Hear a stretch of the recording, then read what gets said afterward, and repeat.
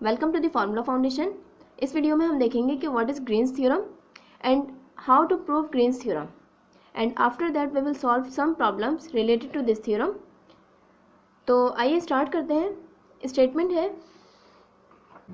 Suppose that C is a smooth simple closed curve bounding a region R if P Q partial derivative of P with respect to Y and partial derivative of Q with respect to X are continuous on R, then line integral of P dx plus Q dy is equal to double integral over the region R partial derivative of Q with respect to X minus partial derivative of P with respect to Y dA.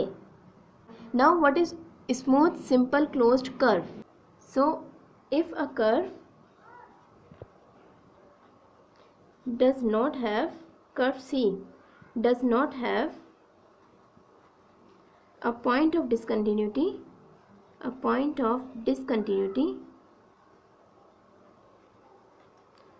over the interval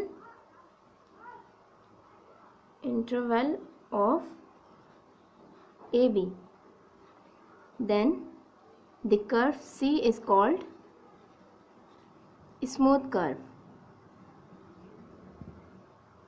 right? जैसे ये curve है over the interval A और ये है B, और इसके जो points हैं ये है A और ये B, तो ये एक स्मूथ कर्व है, राइट? नाउ क्लोज्ड कर्व, तो अगर इस कर्व के दोनों पॉइंट्स पॉइंट A और B इक्वल हो जाएं तो ये कर्व कुछ इस तरह बनेगा, इस तरह। मीन्स यही पॉइंट A है और यही पॉइंट B है, राइट? तो ये है एक क्लोज्ड कर्व। नाउ अगर दो पॉइंट्स इक्वल हो जाएं तो वो कर्व कहलाता है क्लोज्ड कर्व। तो ये दो पॉइंट्स इक्वल इस तरह भी हो सकते हैं, इस तरह। मीन्स ये पॉइंट है AB, A is equal to B, ये भी एक क्लोज्ड कर्व है, क्लोज्ड कर्व। अब सिंपल क्लोज्ड कर्व ये होगा कि अगर कोई कर्व अपने आप को क्रॉस ना करे तो वो कहलाएगा सिंपल क्लोज्ड कर्व। तो ये कर्व अपने आप को क्रॉस कर रहा है तो ये है नॉट अ सिंपल, और ये है simple closed curve. Simple closed curve क्योंकि ये अपने आप को क्रॉस नहीं कर रहा, राइट? और ये है रीजन R, राइट? अब हम थ्योरम को उसकी राइट हैंड साइड से प्रूव करेंगे। तो taking right hand side, double integral over the region R partial derivative of Q with respect to X minus partial derivative of P with respect to Y dA. Now you know कि जिस तरह partial differentiation होती है इसी तरह partial integration का भी concept है कि अगर कोई फंक्शन है, function of two variables f of x Y, और अगर इस फंक्शन को with respect to y integrate करें तो x को एज अ कांस्टेंट ट्रीट करेंगे and limits of integration will be function of x। जैसे integral of f of x y dy, तो लिमिट्स होंगी इसकी g1 of x and g2 of x, where g1 of x and g2 of x is the function of x only, right? तो for instance अगर इसका integral है capital f of x y, तो इसकी limits को हम इस तरह लिखेंगे g1 ऑफ x और g2 ऑफ x। अब जब हम इस पर लिमिट्स अप्लाई करेंगे तो हम लिमिट्स को y से रिप्लेस करेंगे, सिर्फ y से, इस तरह कि f of x g2 of x minus f of x g1 of x, means upper limit minus lower limits. और बिल्कुल इसी तरह अगर f ऑफ एक्स वाई को with respect to x integrate करें तो y को एज अ कांस्टेंट ट्रीट करेंगे and limits of integration will be function of y, इस तरह कि integral of f of x y dx, और लिमिट्स होंगी h of h1 of y and h2 of y। और for instance इसका integral है g of x y, capital G of x y, तो इसकी लिमिट्स को लिखेंगे h1 of y and h2 of y, और जब इसकी लिमिट्स अप्लाई करेंगे तो लिमिट्स सिर्फ x पर अप्लाई होंगी, राइट। तो ये हो जाएगा g of h2 of y minus g of h1 of y, right.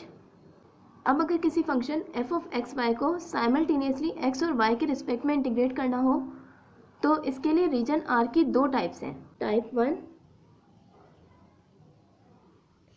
If the region is bounded by two curves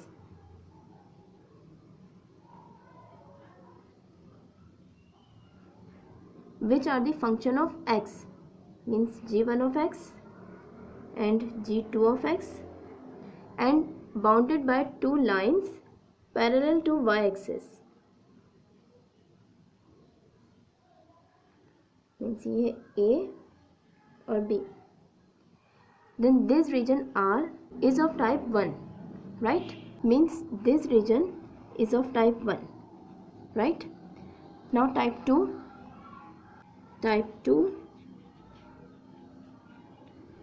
if the region is bounded by two curves and these two curves are the function of y, means h1 of y and h2 of y, and bounded by two lines parallel to x-axis, means ये x is equal to c and x is equal to y is equal to c and y is equal to d, right. तो means this region is of type 2 और ये है region R, right.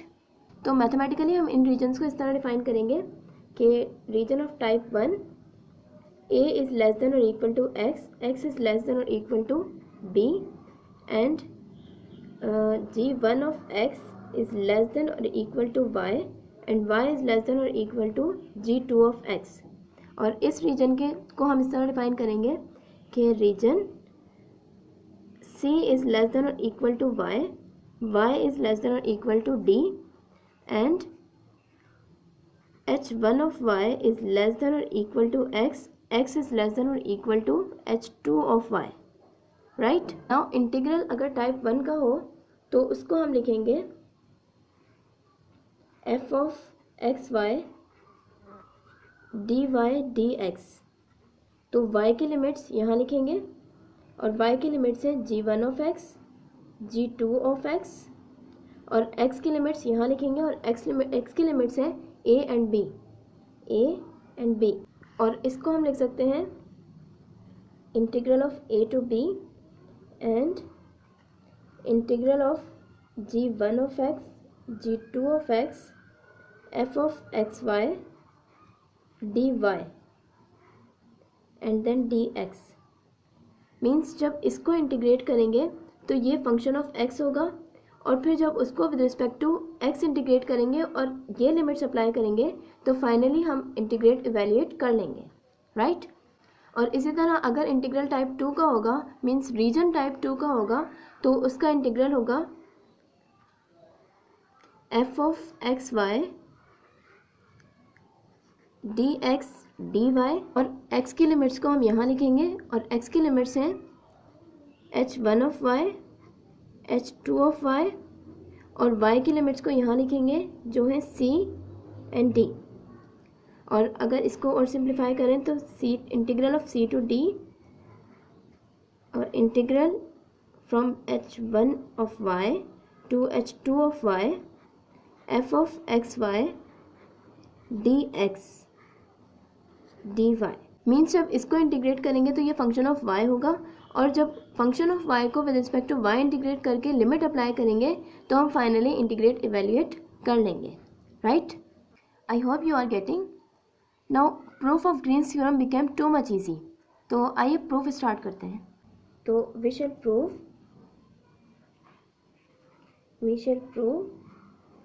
1 for region R that is simultaneously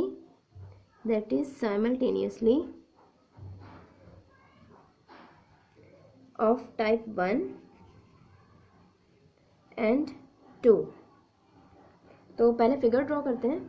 now region of type 1 in which region is bounded by two curves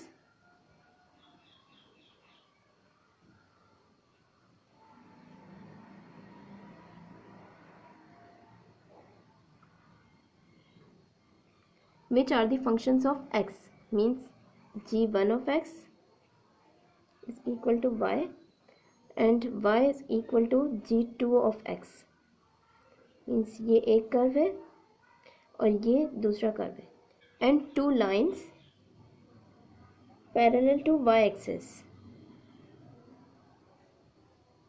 means x is equal to a and x is equal to b। तो ये है region R, right? And in type 2 region is bounded by two curves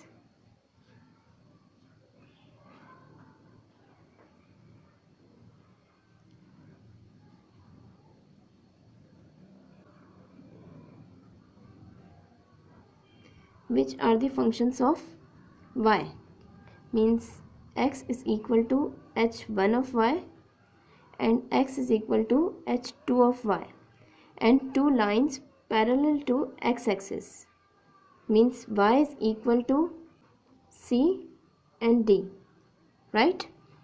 तो ये है region R, right? और ये है figure A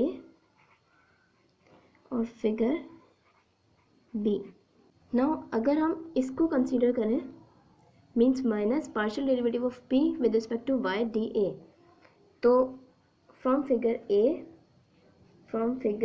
A we have double integral over the region R minus partial derivative of P with respect to y dA is equal to minus integral from a to b integral of g1 of x to g2 of x partial derivative of P with respect to y dy dx, right? और ये हो जाएगा minus integral from a to b integral of g1 of x to g2 of x partial derivative of P with respect to y dy dx। और जब इसका integral evaluate करेंगे तो ये हो जाएगा minus integral from a to b p of x y, और limits apply करेंगे g1 of x g2 of x dx। और जब लिमिट्स अप्लाई करेंगे तो ये लिमिट्स y के लिमिट्स हैं, तो ये फंक्शन हो जाएगा minus integral from a to b p of x g2 of x minus p of x g1 of x and dx, right? अच्छा, अभी मैंने इसको दोबारा डिफाइन इसलिए नहीं किया क्योंकि अभी हम इसको टाइप 1 में देख चुके हैं, राइट? नाउ अब ये हो जाएगा minus integral from a to b p of x g2 of x, और जब माइनस माइनस से मल्टीप्लाई होगा तो हो जाएगा plus integral from a to b p of x g1 of x और dx। और इसको हम लिख सकते हैं integral from a to b p of x g1 of x dx minus integral from a to b p of x g2 of x dx, और integral from a to b p of x g1 of x dx plus integral from b to a p of x g2 of x dx, because integral from a to b f dx is equal to minus integral from b to a F D x. तो जब ये minus इस minus से multiplier होगा तो ये plus हो जाएगा, राइट। नाउ फिगर में देखिएगा कि ये एक्सप्रेशन है integral from A to b और ये एक्सप्रेशन इक्वल है integral from b to a. तो मीन्स इन दोनों एक्सप्रेशंस का सम इक्वल है integral about the whole curve. तो इसको हम लिख सकते हैं line integral of P of x y d x, और ये है एक्सप्रेशन ए, राइट। अब अगर हम इसको कंसीडर करें means partial derivative of Q with respect to X, तो from figure B we have double integral over the region R dq over dx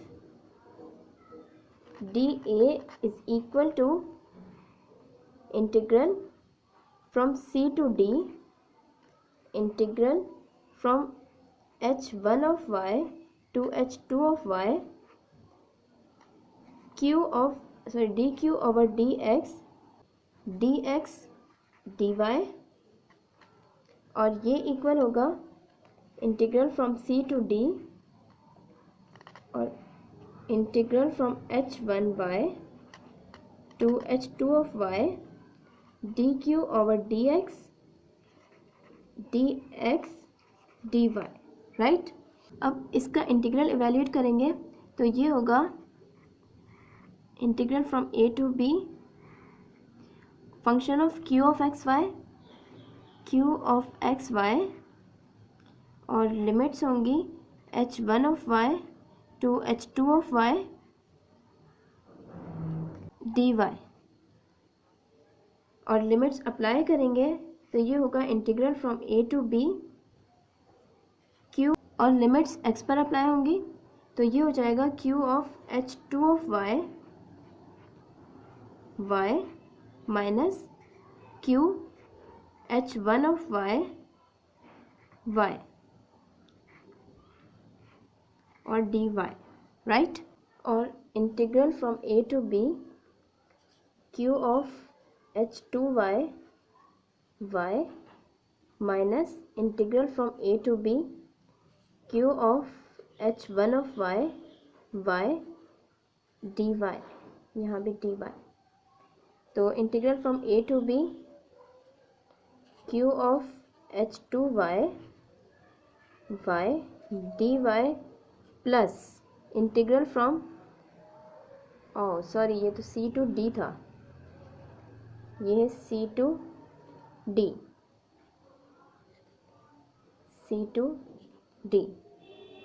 तो integral from c to d, और जब हमने यहाँ पर प्लस लगाया तो integral from d to c q of h1y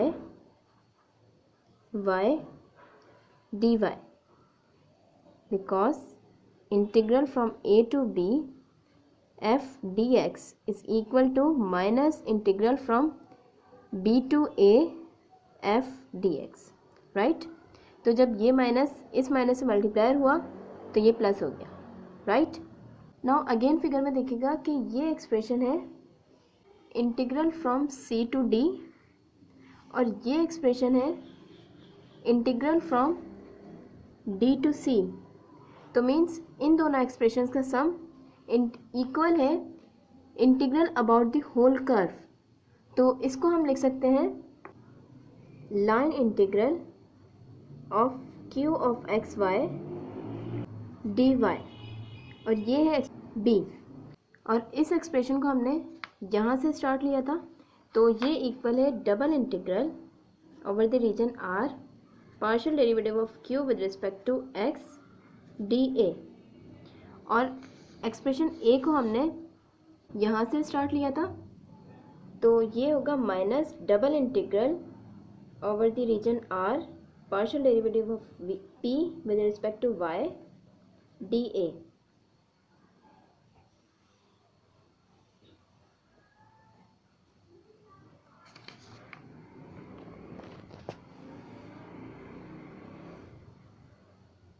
Now adding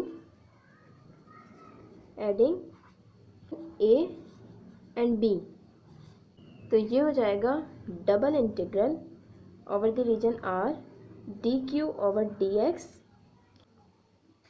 minus partial derivative of P with respect to y minus d p over d y d a is equal to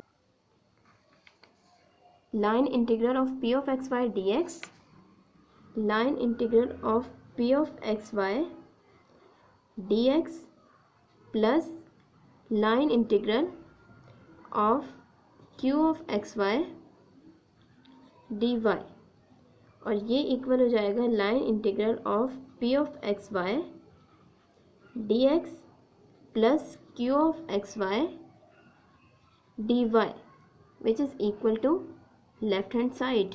theorem की left hand side थी line integral of P of D X plus Q of D Y, right. तो which is the required proof. Now how to evaluate line integral by using Green's theorem. तो इसके लिए एक example देखते हैं।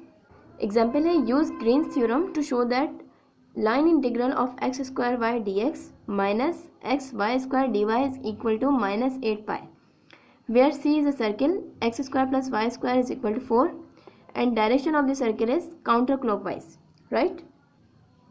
So we know by Green's theorem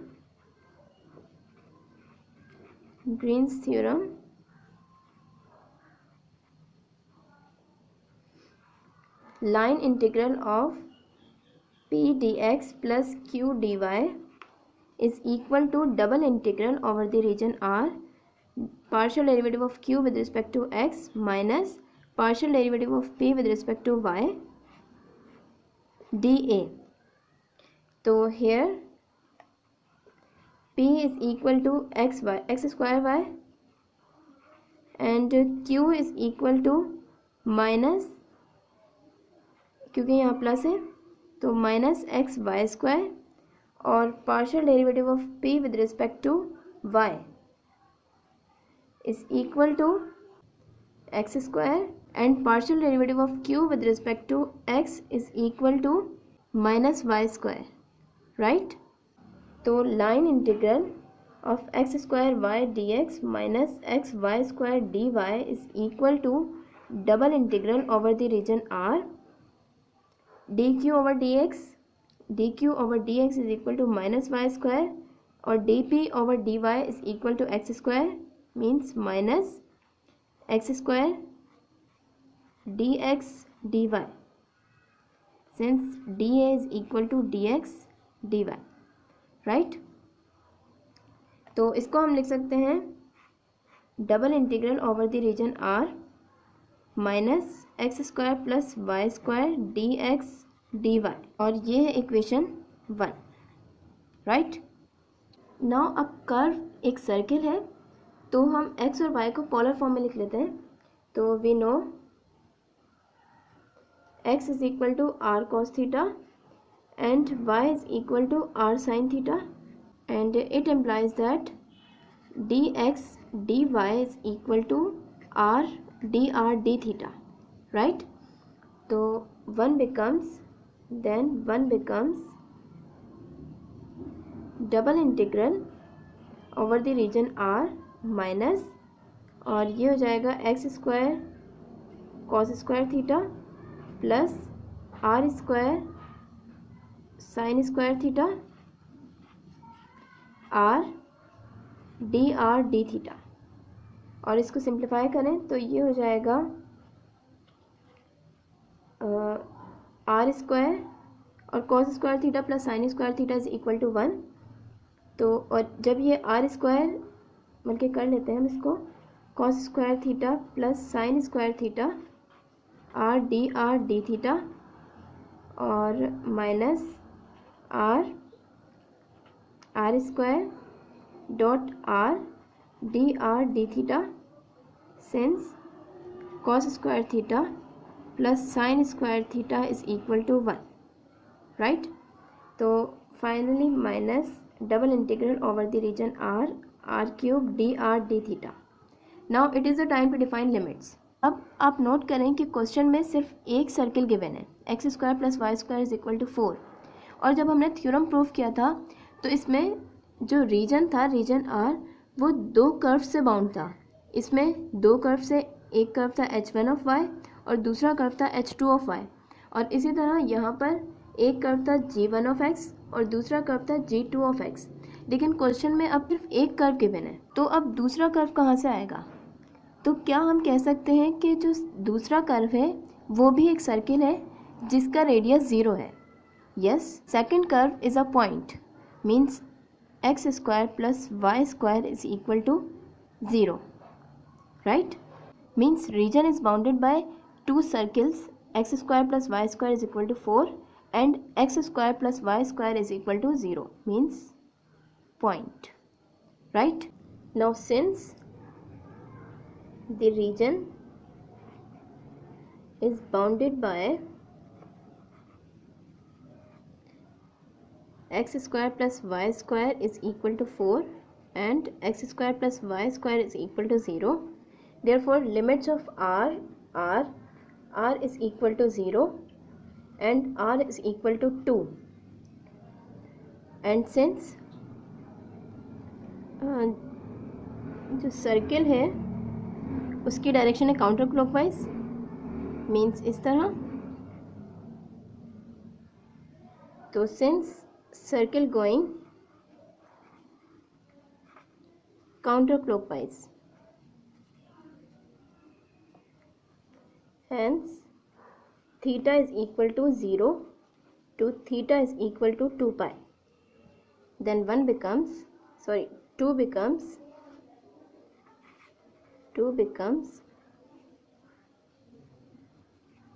minus 0 to 2 pi integral from 0 to 2 r cube dr, ये r की limits हैं तो dr, और ये थीटा की लिमिट्स हैं तो d थीटा, राइट? और जब इसको सॉल्व करेंगे तो ये हो जाएगा minus 0 to 2 pi integral from 0 to 2 r cube dr d theta, और इसको सॉल्व करेंगे तो इसका इंटीग्रल होगा minus 0 to 2 pi r power 4 upon 4 0 to 2 d theta. Now applying limits, तो माइनस 0 to 2 पाई और ये हो जाएगा 16 अपॉन 4 d थीटा, और it implies that minus integral of 0 to 2 pi 4 d theta, और इसका इंटीग्रल होगा माइनस 4 थीटा 0 to 2 पाई, तो ये हो जाएगा माइनस, और जब लिमिट्स अप्लाई करेंगे तो 2 पाई थीटा की जगह 2 पाई रखेंगे तो 4 इंटू 2 पाई, और ये 0 है तो ये हो जाएगा minus 8 pi is equal to right hand side. Hence proved. That's it.